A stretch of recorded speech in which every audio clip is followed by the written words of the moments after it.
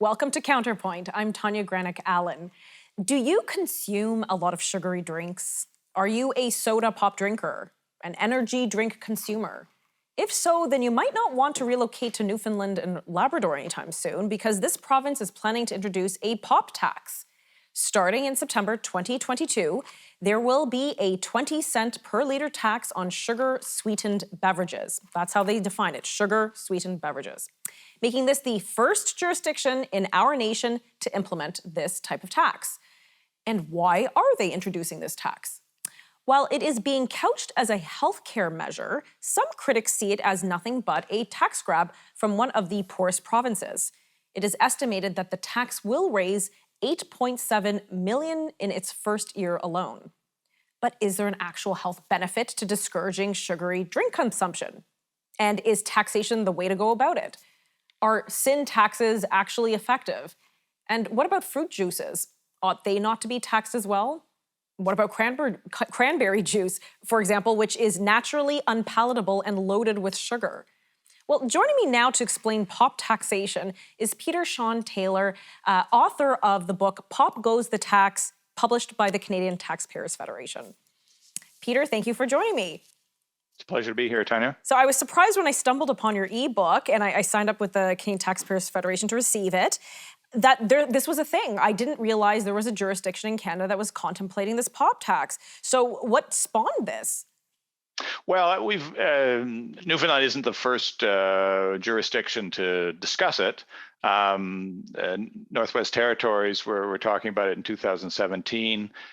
British Columbia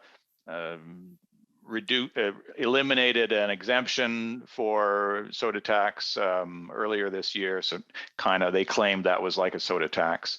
But certainly outside of Canada, you've seen all sorts of attention paid to soda taxes. I think it's up to 43 countries around the world have some sort of soda tax. There's some very high profile large cities in the US have brought in soda taxes. So there's been a lot of discussion around the world about soda taxes, but you're correct that Newfoundland and Labrador is the first province in Canada to say, we're actually going to do this. We've got a date for implementation. We've got a rate, et cetera, et cetera. Okay, well, I want to talk a little bit later about some of these other jurisdictions and cities and countries that have implemented it, whether it was successful or not in a moment. But in your opinion and through your research, can taxes really have that much of a noticeable effect on diet and disease or habits? Like, even if it was, say, a cigarette tax, does that really make a difference to raise the taxes on cigarettes? Do people really stop or change their habits as a result of a new tax?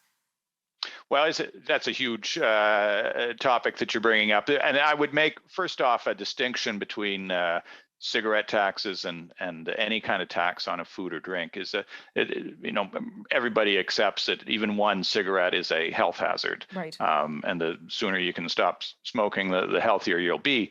Whereas when it comes to food and drink, all calories are useful to the human body, and whether that calorie is delivered in a cranberry juice or soda or apple or whatever, you need calories to live.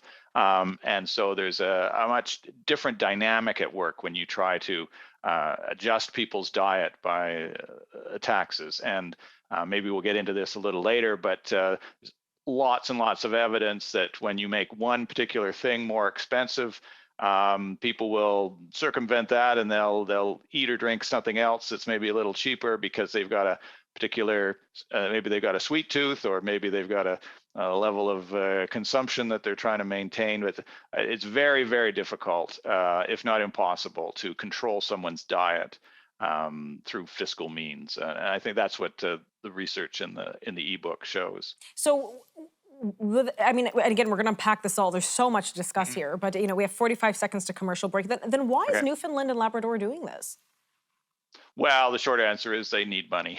They have the highest debt to GDP ratio in the country, the second highest budget deficit as a percentage of GDP, the worst rated credit provincial bonds in the country.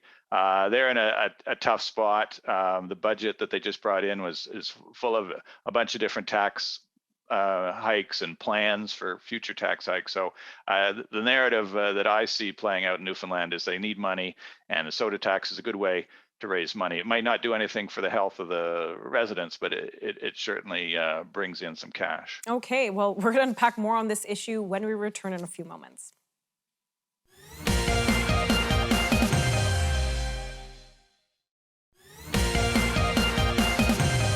Welcome back. We're joined by Shawn Taylor, author of the Pop Goes the Tax. It's a book published by the Canadian Taxpayers Federation, because Newfoundland and Labrador are bringing in a soda pop tax starting September 2022, priced 20 cents per liter. Okay, so first of all, let's discuss other jurisdictions that have done this. So is 20 cents a liter in line with what other countries have implemented? Is that too rich, too little? Well, we've seen a lot of 1 ounce, 1 cent per ounce taxes in U.S. cities. Philadelphia has a 1.5 ounce, 1.5 cents per ounce tax. They're all in this same range. Certainly, Newfoundland and Labrador's tax is not wildly inconsistent with the taxes we've seen other places. There's been talk lately that you should get the tax up to 30 or 40% of the actual cost of the item at 20 cents a liter. On average, it depends what size of beverage container you're buying, obviously, but on average, the Newfoundland tax works out to about 16% of sale price. So it's in line with what most other jurisdictions have done, maybe a little bit higher. And now it seems a little bit vague in terms of what products this tax would apply to. For example, they said, again, if this has been updated, by all means, but sugar sweetened beverages. So what kind of beverages would be, like I was thinking, energy drinks like Red Bull. Yes, yeah, for sure. Would fruit juices be considered included in that? Not if they're 100% fruit juice, but if you're, those kind of fruit punch things that yes. They're quite, they've got a little bit of juice in them maybe, but mostly they're water and sugar. So some kids' juice boxes that they take to school, sure. if they're cut in with sugar. And I guess not fructose, but it has to be a certain type of sugar? It doesn't matter? I think it's all sugars. I don't know that they specify that way. Just out of curiosity, in Philadelphia, the tax actually includes diet soda, okay. But not in Newfoundland and Labrador. Well, and of course, we could have a nutritionist on here who might make the claim that, some of those sugar alternatives may not be also healthy. So they're so if this is for health reasons, then maybe Philadelphia isn't far off. Okay, so Philadelphia has a soda tax. What other jurisdictions do? You said, I remember New York City was one that had it. Well, they tried to actually control the size of the drink that you could buy. It was called the Big Gulp ban, whereas it couldn't be an enormous size. So you could buy as many little drinks as you wanted, but you couldn't buy one big drink. And I remember that because when I was in New York, I was doing some work on issues at the UN, and I remember one time I did the stupid mistake of supersizing a McDonald's meal. The drink was so large. I had never seen anything. They gave me a plastic bag in which to carry it. I was shocked. Yeah. So I never made that mistake again. And I think I got the iced tea, and of course they don't sweeten their iced tea. So it was quite a mess all the way around.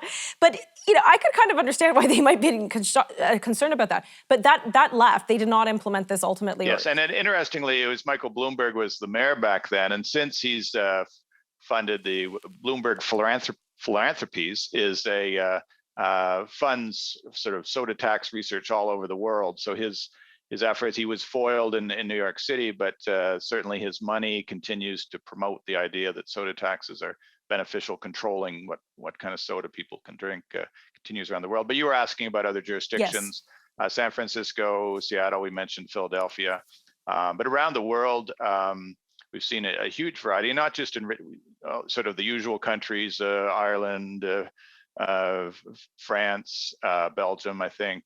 Great Britain has one that doesn't apply at the retail level, but applies at the manufacturer's level. Even countries like Saudi Arabia, brought it, South Africa.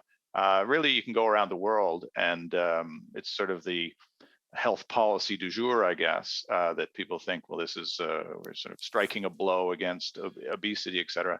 And certainly, I spent a lot of time on Mexico's soda tax in my ebook. That's kind of become the everybody's favorite example. The Bloomberg philanthropies have been quite active in promoting the Mexican soda tax as a very successful example. And why is that one an example, a good example? Well, Mexico is the world's biggest.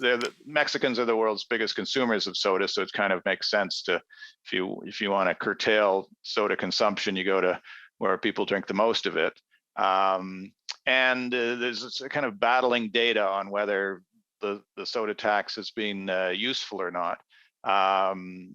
Early on, it seemed to have a big impact, as you might expect. If the price of something goes up substantially, their rate started off as 1 peso per liter, and 1 peso per ounce, I believe. So it seemed to have a big impact right away, and so people were hailing this as a great success. But okay, I'm going to pause you there just for a second.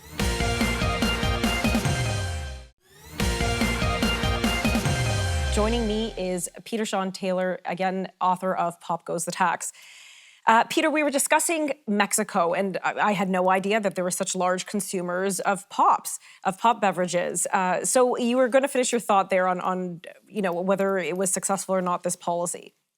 Sure, I just said it's a 1 peso per liter. I was a little confused there before. So yes, this 1 peso per liter tax has been hailed around the world as a very important sort of stab against obesity, and it certainly raised a lot of money for the Mexican government. But if you look at the underlying health measures, these things like the body mass index, or you look at obesity rates or morbid obesity rates, it has had zero effect. These figures have continued to go, they're continuing the same trajectory that they were rising on before the tax as after the tax. And so if you're bringing something in for a public health reason, if you say we need this because we need to make the population healthier, then you should be prepared to put it up against the evidence. Right. And here we are 7 years later, and there's been no impact on Mexican health in the measures that you would expect to see if a soda tax was actually slimming people down. Now, it's had zero effect. Is that result unique to just Mexico, or has there been other academic research that speaks to these soda taxes and perhaps their ineffectiveness? Well, Mexico has received a lot of attention, but if you look all over the world, the body mass index, which is a commonly used measure for whether people are getting heavier, more obese, continue to rise. A very slow, gradual trajectory that makes everyone very worried. And so we've seen this explosion of interest in soda taxes around the world, and we've seen no impact on BMI or obesity rates. Because people simply skirt around it. They've either decided that they like soda more than they dislike paying the tax, or they look for other things, maybe ice cream or chocolate bars, maybe things that aren't taxed to get their sweet fix. So that's the ultimate story, I think, with soda taxes is they're brought in with good intentions. It seems sort of logical at a very facile level.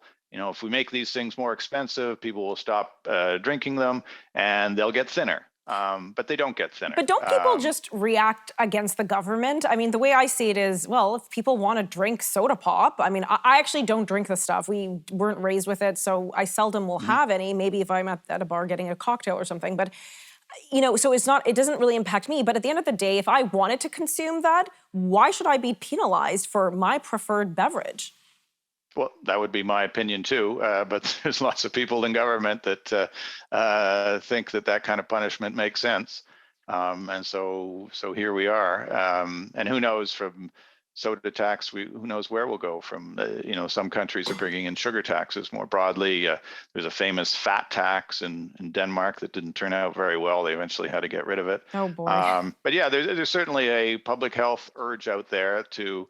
That certain people know better than everyone else, and so they need to change the prices on things so that they eat the way they're supposed to eat. Now, you mentioned something interesting, and I'm sorry I hadn't caught that in the book, that the UK actually taxes it at the manufacturer level, but the end result, I assume, is the same, whether it's at the point of purchase, whether it's at the consumer end that they're paying the extra tax, or whether it's just passed on to the customer via manufacturer. Well, the UK example is actually quite interesting because it was meant not so much as a way to raise money, but as a way to kind of push manufacturers into reducing the amount of soda, because there's certain levels. You pay this much tax if there's this much soda in your drink. You Okay. pay a higher tax if there's more sugar. And it appears to have had some impact on manufacturers. They've lowered the amount of sugar. And so that's to the benefit. Okay. Most consumers don't seem to have noticed. The UK thing is criticizable on other levels. So when they brought this tax in, they said that they were going to spend every penny of it on public health measures, and they had a bunch of the things like school lunch programs or breakfast Yes. programs.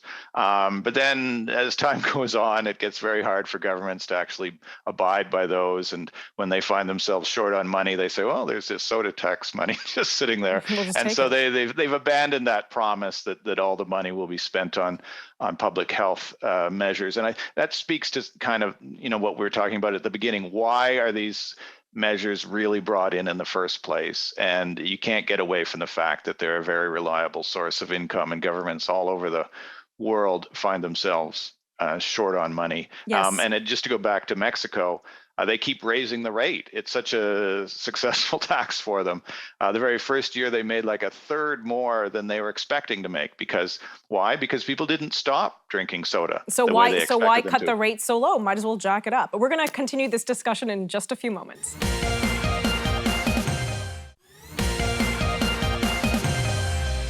And welcome back. We're wrapping up our discussion with Shawn Taylor, author of Pop Goes the Tax. We're discussing the first province in Canada to implement a pop tax. September 2022, Newfoundland and Labrador is bringing one in.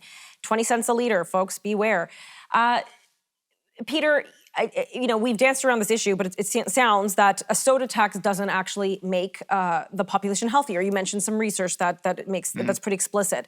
And again, correct me if I'm wrong, but when I ask the question, why do governments impose them, it sounds like because they just want the money. Well, they'll always tell you they're doing it for public health reasons, and maybe they believe it. Some little part of them thinks that this is a virtuous kind of thing. But when you take a hard look at the facts, and it is quite clear that the metrics that should change if a soda tax is having an effect on a national or provincial health measures, you can't find it. It's not there. Because consumers are constantly confounding these sorts of efforts. They'll stockpile. Sometimes, stores will have soda on sale, and people that really like soda will buy a whole bunch. Right. And maybe the sale is equivalent to the extra tax. Who knows? But there's all sorts of ways that both consumers and stores can circumvent these sorts of policies, and people just out of their own habit, they may say, oh, this soda isn't doing it for me anymore. I feel like I want a little more sugar in my diet. I'm going to eat more chocolate bars. Then if you play that kind of cat and mouse game, eventually the government will be taxing everything you eat. And that's the thing we haven't. But don't they? I mean, think of how much we pay in taxes in many packaged goods, in alcohol, beer. Some people may consider that a sin tax. They say sometimes it's healthy to have a glass of wine once a week, with a meal. Sure. That same bottle of wine in Canada could cost half the price in the United States. Yeah, and we haven't really touched on the perhaps the greatest tragedy of soda taxes is that all sorts of taxes on food and drink are very regressive. And if you look at what segment of society is going to pay the most in their income in this new tax, it's the lowest income groups. And in this, we live in a time that we seem obsessed with equity issues. Mm-hmm. And, how foolish is it to bring in a policy that's explicitly regressive in this way? Wealthy people, a soda tax is not going to have very much impact on a millionaire. If they want a bubbly drink, they're going to buy themselves a bubbly drink. But for someone who's scraping by, that has to make the most of every dollar when they go to the food store, a soda tax like this is going to have a bigger impact on them. And why? It seems the exact opposite of good public policy. So that's another strike against a soda tax, as far as I'm concerned. Now, assuming that the intentions of these kinds of policies are, noble, to help person's health and reduce sugar consumption, which is a good thing. It's good to reduce sugar Sure, sure, consumption. What kind of policies would work better than a tax? Well, I think we've seen in Canada, remarkably, an enormous benefit from informing the public about what a healthy diet is. I mean, in fact, in Canada, over the last decade or so, pop consumption has fallen on a per capita basis in half. Wow. It's remarkable. Canada and the U.S., they're similar. We're similar in many ways. We're quite different in the amount of soda pop we consume. And it's a kind of a cultural consumer preference sort of thing. But over the last decade or so, Canadians have made a conscious choice to drink much more sort of water and the flavored waters. Those categories have gone up quite remarkably in Canada. And soda consumption, the traditional Coke and Pepsi, has really fallen, like quite dramatically. Absolutely. And fallen by far more than soda tax advocates claim that a tax would reduce consumption. So on their own, Canadian consumers have informed themselves or made their own decisions for whatever reasons that they want to drink less pop, and they've done it with no government action required. So, okay, we have only 10 seconds. Is there any other jurisdiction in the country that's going to bring one in? Well, Northwest Territories thought about it, and when they found out what people thought of it, they dropped it like a hot potato. So we'll have to see how it goes in Newfoundland. Okay, Peter, Shawn Taylor, thank you so much today. It was a pleasure. Look, I'm all for eating better, drinking better beverages, but at the end of the day, I don't want the government dictating what I can and cannot drink by using fiscal policy or a tax on things that I like. Let people decide. They should be able to choose what they'd like to consume. For Counterpoint, I'm Tanya Granick-Allen.